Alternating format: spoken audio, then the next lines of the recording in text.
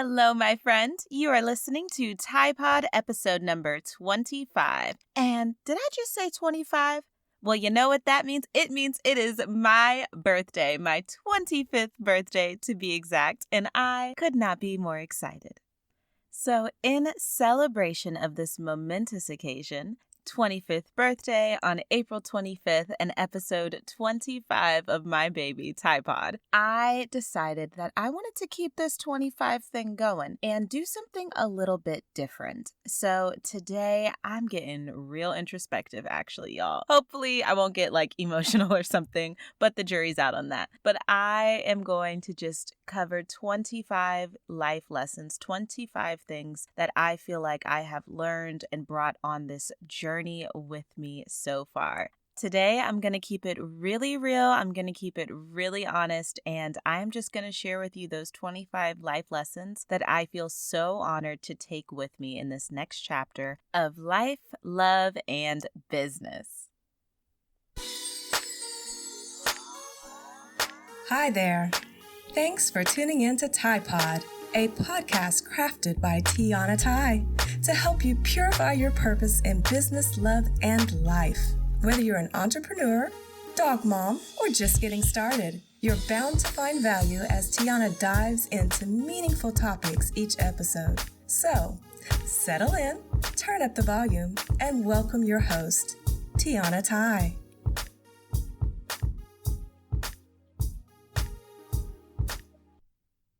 I've got to take just a quick second to ask you for a serious bit of support.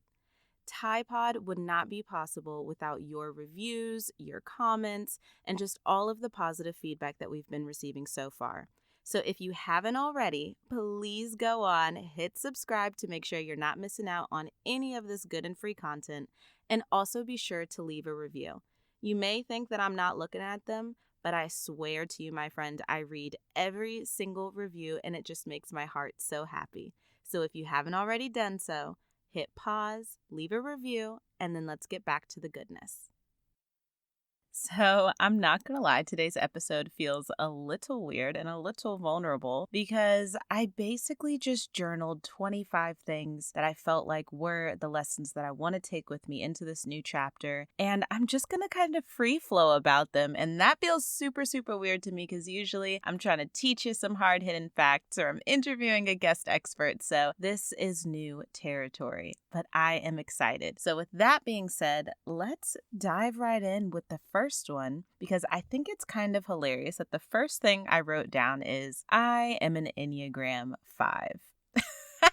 So actually in the past year or so, I learned all about Enneagram, specifically who I am and what my underlying motivations were. And I just feel like this one was honestly a game changer for me, even in terms of why I feel so vulnerable doing an episode like this, where I'm not necessarily coming at you with an expert perspective, but I'm really just sharing what's on my heart and what's on my mind. Yeah, that's not really the normal 5 thing to do, I feel. So that's number 1, to be completely honest. And sticking with that theme, I would say that the second one is that I really have learned that knowledge is not the same thing as wisdom. So what do I mean there? I was at this conference with an Enneagram Master, Suzanne Stabile, and she called this out kind of as like the mantra for 5s. Knowledge is not wisdom. Because for me, my safe place is in learning. It's in trying new things, becoming an expert. God knows how much I know about black holes. Let's not even go down that tangent, right? But just understanding that wisdom actually comes from action and living and putting myself out there and joining the collective experience. That was a hard thing for me to swallow, to be honest. And it sounds a little crazy, but that is just something that I have learned. The number 3, I would say, is that vulnerability is really powerful. And for me personally, I feel like showing vulnerability, just like in this podcast episode, is a really big test of my ability to trust other people and of my own emotional stability. So what do I mean? I think as someone like me, especially, if you feel related to this, you are my people. But it's really very safe to exist in my thoughts and exist in my knowledge and exist in those spaces. But when I have to exist and occupy a space of like emotion and feeling and not actually having a solution, but just like sitting with somebody and whatever it is that I'm feeling is a true test of my emotional fortitude, right? Like it's showing me, yes, Tiana, you can be strong, but can you be vulnerable? And can you, derive strength from vulnerability? I'm still quite honestly learning that one, but I have learned to value it. All right, so let's hit it with number 4, I believe. Number 4 is kind of funny, but it's the honest to goodness truth, and it's simple. I need dogs in my life, y'all. And I don't think that I have known this or accepted it as strongly as I do until I've just been tested this past year with various family things, friend situations, just all of the things that we all go through. And when I say that my dogs have been the greatest source of emotional support, and sometimes we just need that emotional support that doesn't require words, right? Like I don't want to have to, look, I'm a 5, y'all. I don't want to have to talk about my feelings all the time. And my dogs can just like sense it and be there and comfort me without me having to say anything or try to not process using my brain, which is a weakness of mine. But anyways, I digress. My dogs are amazing. Bentley and Ginger, y'all don't listen to podcasts, but shout out to you. All right, so number 5, this one is interesting. And a lot of people, this is kind of the flip side of what I feel like a lot of people tend to struggle with, which is not feeling like they're capable of doing or learning anything. And I've done a lot of self-development and work on my self-worth and all of those good things. And so these days, honestly, I have like this very unshakable feeling of I can learn and do anything. It may be hard. It may take tears and time and sacrifice and all of those things, but I know I can do it, right? But that's not what number 5 is. What number 5 is, I can learn how to do anything. But that doesn't mean that I should or that I should even want to. So what does that mean? I think it's just been interesting because as I have grown in my self-confidence, it's like, oh, well, we need new grass in the backyard. Yeah, we could totally like lay sod. Now, can I learn how to do that? Absolutely. I honestly still possibly will. The jury's out on that one. But do I need to? Do I want to? Should I? I don't know. That's something to think about. Like, there's a difference in being confident and knowing that you can do things and feeling like because you can do something, you should do everything. Like, sometimes we should just let that go and let other people come do things for us whenever possible. All right. So number 6, actually, look at there. This one is super, super related to number 5. So obviously my brain was in this space, but it's the fact that I can ask for help. That sounds so simple, but I swear to you, this is a lesson that I have learned, and I have only really started to embody this past year or two. And I think that a big piece of that stems from the ability to be comfortable in a vulnerable position and the ability to be like, I don't have to do everything, so I do have the power to ask for help. And sometimes the reality is it just gets you a lot further than trying to do everything on your own. All right, so number 7, this is a personal one, and it's a big, big lesson that I've learned, and it's that I think that I take my mental health for granted sometimes. So what does that mean? I think that because I have been that type of person to invest in self-development and self-help, like all the self-help books, goodness, all of the self-development exercises, mindfulness, yoga, all of these things, that in a weird way, there have been times that I've convinced myself that because I've done all of this work, I have arrived. Like the journey of peak mental health is achieved and there needs to be no, like maintenance above and beyond. And I just think that I've experienced some things in the last few years that have knocked me down a couple of pegs and reminded me that like, no, there's always going to be ebbs and flows. There's always going to be a time when you need outside help or a therapist. And there's always going to be seasons where like maybe you do need more yoga, but on top of that yoga, I need to journal during this season. Whatever it is, I've just learned that mental health is not a destination. It sounds like such a cliche, but it's not a destination. It's a journey, and you can do so much work, and there will always be work to be done. But that's a really good thing. All right, number 8. Oh no, number 9. Number 9, good. So number 9 is that I learned that the less that I know myself, the harder it is for me to be authentic.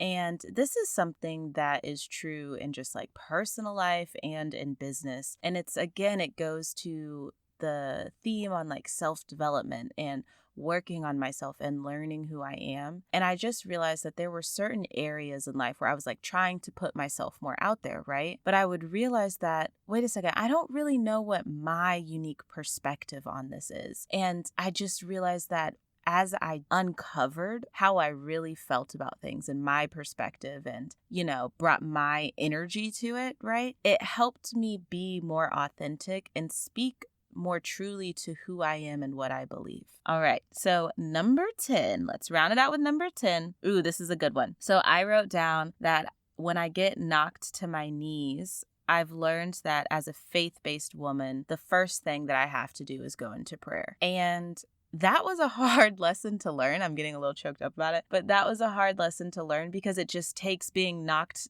the frick down to your knees. At first I used to think that was a saying, but now I know that it's the absolute truth, because in life we just go through things that we literally have no control over the outcome. Like, we can only control our reactions and, provide support or whatever it looks like, but we may not actually have control. And I've just started to experience more of those situations. And in those situations, all you can do is get on your knees and pray. And that's just something that I've learned. Wow, that was a good one, number 10. Okay.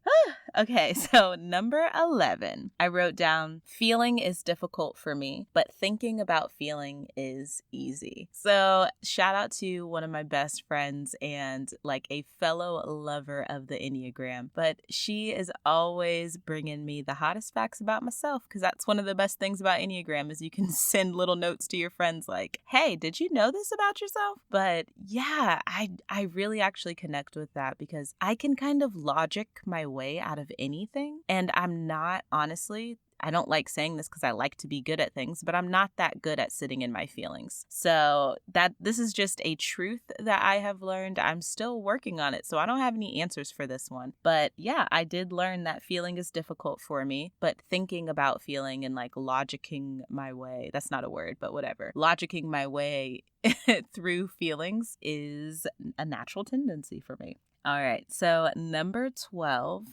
Ooh, this is good. Investing in myself consistently has been the best money I've ever spent.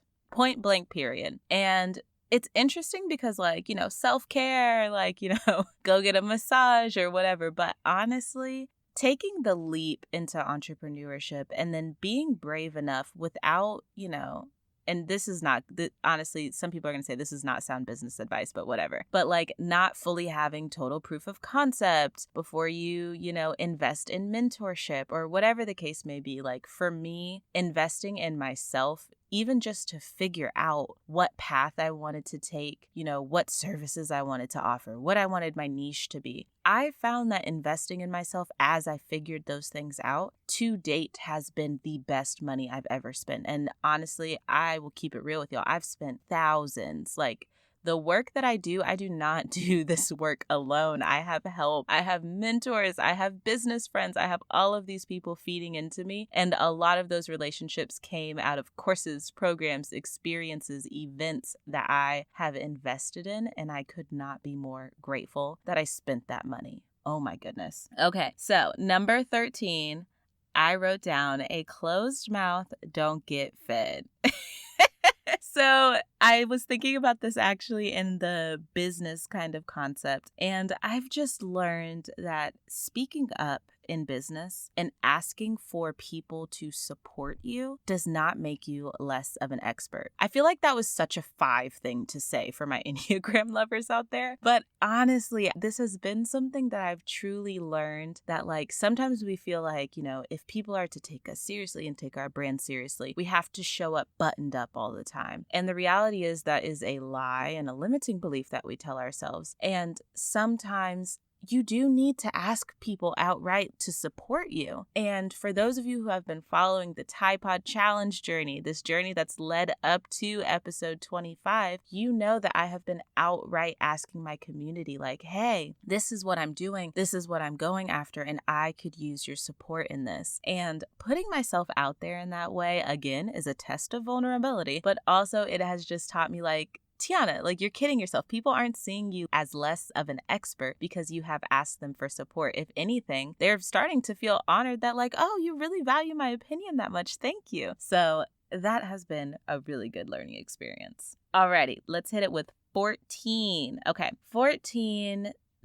Introspective, Tiana. Okay, so I wrote down mindfulness is a path, and what I learned is that as soon as I accepted the fact that it wasn't some destination that I was going to like achieve my way to, it got a lot easier to practice mindfulness for me. So what do I mean? I mean, we hear all of the gurus and the very wise people just speaking about mindfulness and being present in our moments, not living in the future, not living in the past, so on and so forth. And I was like, yes, I'm going to live there 24/7. Okay, that's not super realistic. I'm pretty sure that's called self-actualization. And it's probably 0.001% of people in the world that actually reach self-actualization. But irregardless, what I have learned is that when I just stop thinking about it so much, because clearly I overthink and logic analyze everything to death, and I can just be present on my porch listening to the birds, and I can just turn and,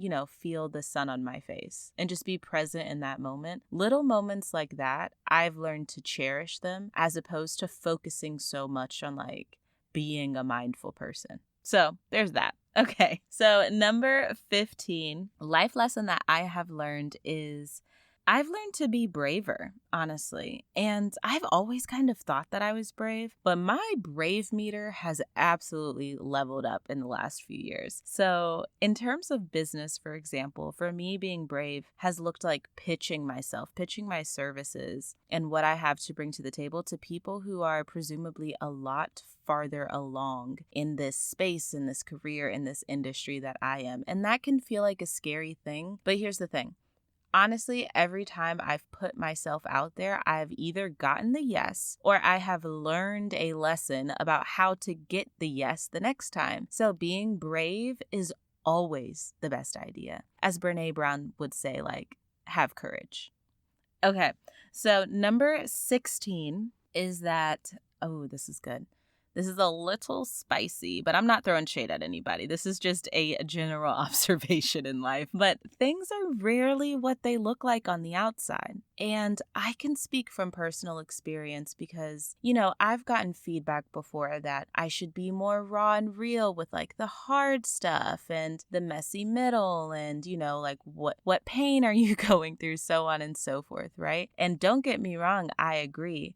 But at the same time, I've started to realize, like, if this is real for me, this must be real for somebody else. But sometimes what we go through is wrapped up in somebody that we love, and it is not our place or our space to share pieces of that journey with the wider public. You see what I'm saying? So, like, I've just learned that, one, I have to be okay with that. And obviously, I don't want to, like, feel the need to sensationalize the pain that I'm going through in the search of being raw and real with my audience. But at the same time, it's made me realize that things aren't ever exactly how they seem on the outside for any of us. And the reality is, as complex as my life seems to me, your life is just as complex. And everybody that you ever meet has just as complex of a life, irregardless of what the little squares on Instagram show us, irregardless of what information we freely reveal to a larger audience. Like, we are all experiencing very different things, very complex things, and that is okay.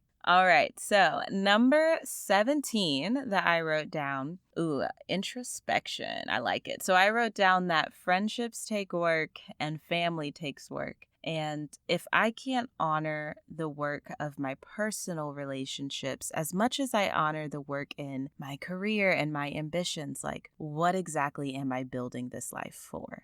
This is a big one for me, y'all. Seriously. Wow. I just really think it's as simple as having perspective.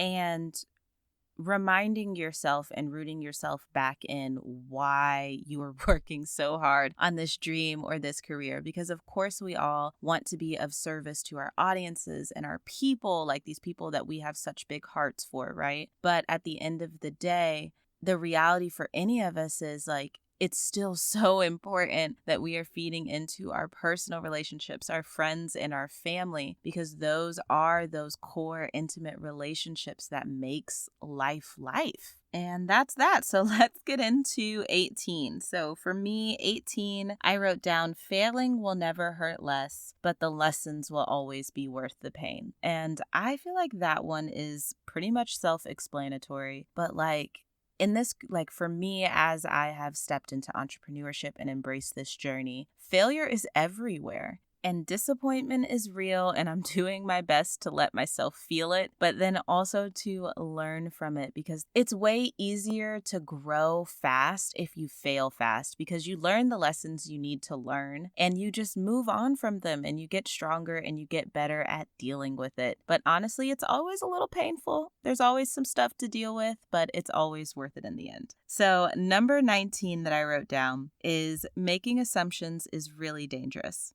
And I think this one goes with that idea that I spoke about earlier, that as complex as I feel like my life is, I've learned that obviously it's really nearsighted to think that everybody else's life is not as complex, right? So with that in mind, making assumptions about people's motivations, about their intentions, about, any decisions that they're making assumptions is such a dangerous thing, because we've all been misunderstood, or we're like, no, that wasn't my intention. I understand I didn't do this in the best way, but I swear to you that is not what I was trying to do. We've all felt that way before. So it's been a really big lesson for me not to fall into the trap of feeling like, I know why someone did something they did, or I know what their goals are or what they're after. Like, we are all just so complex, y'all. It's not that simple. All right. So number 20 is, this is so relevant because I'm like 25. And I always used to say, by the time I'm 25, I'm going to have 2 kids and be working on my 3rd.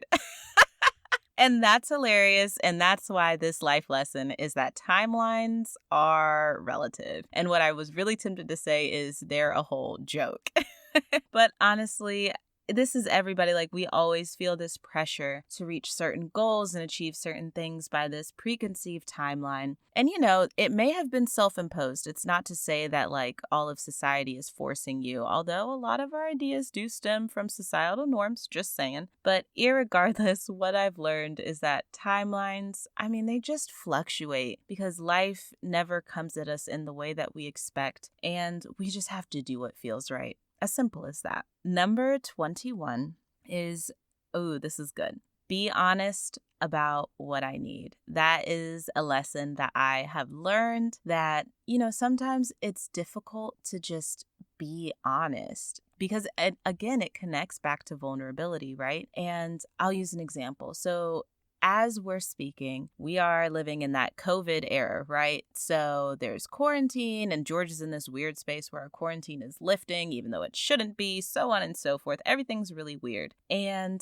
I had these huge, huge plans for my 25th birthday. It was going to include vineyards in California and a wedding, like all types of stuff, actually. But as my plans changed and shifted, I started to kind of get in my own head and get pretty negative about feeling like, I was going to be disappointed by what my loved ones came up with as kind of a replacement celebration, to be honest. And it sounds a little selfish, but it is what it is. We all want to feel appreciated. And at a certain point, I just realized, you know what? Without trying to spoil any surprises, why don't you just talk to the people who love you and tell them, like, this is kind of what I'm scared of, and I really don't want to feel this way. And these are a couple of simple things that would make me feel really good on my birthday, even though life does not look at all how I expected it to look for my quarter century. So that is something that I have quite recently embraced. It's a good life lesson, though. All right, number 22.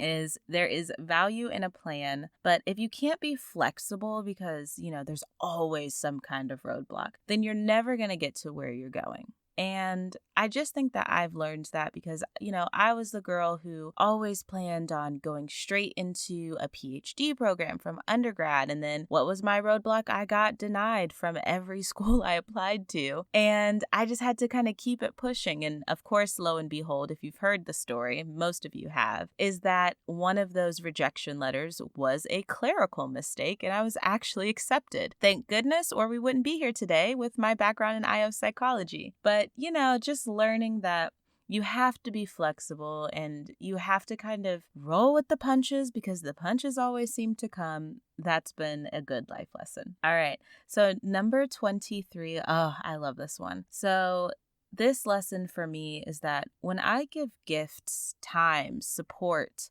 anything to other people, I cherish it more when I don't keep track. So when I don't keep score, you see what I'm saying? And I'll be the first to admit this was a really big weakness that I struggled with, like in my preteen years, my teen years, my young adult years. Like I always struggled with kind of keeping track. And I felt like, if I had the time to do this for somebody, or if I gave such an amazing gift to somebody, like, where's mine? You know what I mean? And I would keep score in that way. And it just really tainted the experience for me. And I always felt icky about it. I never liked it. And honestly, this is like an ongoing lesson, which most life lessons are. But these days, I'm just really, really grateful that I finally learned that I enjoy giving when I don't try to keep score about it. Like, it just makes it so much more enjoyable. Okay, number 24. Geez, are we on 24 already?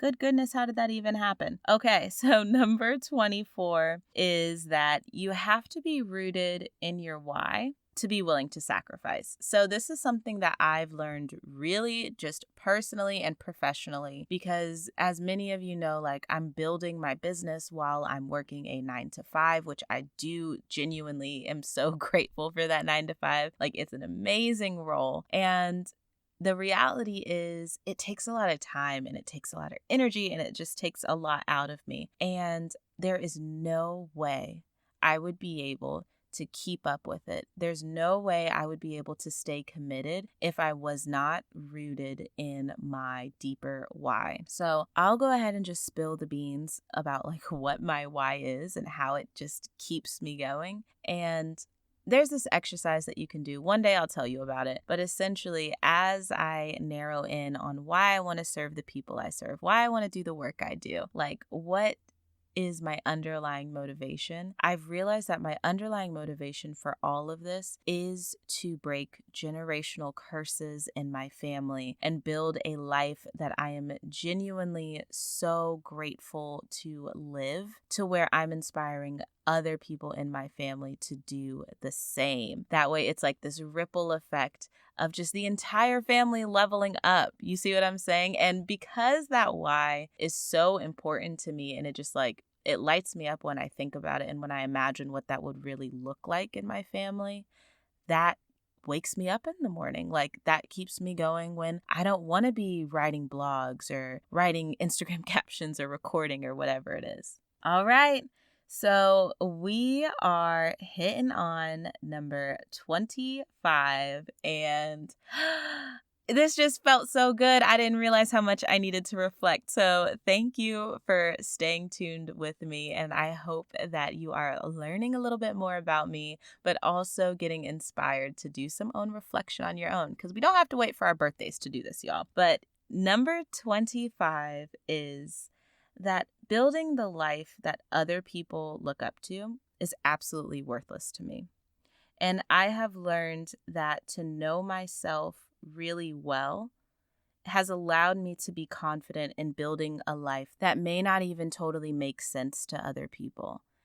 And that honestly, I'm really glad that I actually ended it on that one, because I just think that it kind of combines everything that I've been reflecting on. It's just knowing who you are at your core and understanding that who you are at your core is always going to change because you are always going to be growing. And that is okay because you don't just build one life and then you're done. Like there's always continual movement, continual shifts and ebbs and flows. And at the end of the day, it has to be good for you. It has to be rooted in who you are and what you really want, not what other people have told us to want, not how, we thought it should look based on, MTV Cribs or whatever. Like, first of all, I don't want any of those houses, okay? Like, I have my dream house. Me and my husband have planned that out based on how we want to live, my friend. And I just think that that is one of the best things that I have learned in my short 25 years on this earth, is just to really value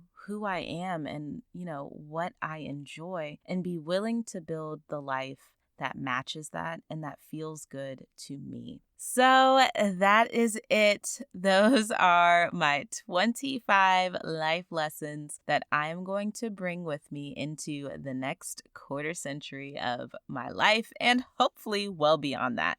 Thank you so much for tuning in and sharing this with me. This is seriously one of the best birthday gifts that you could have given me.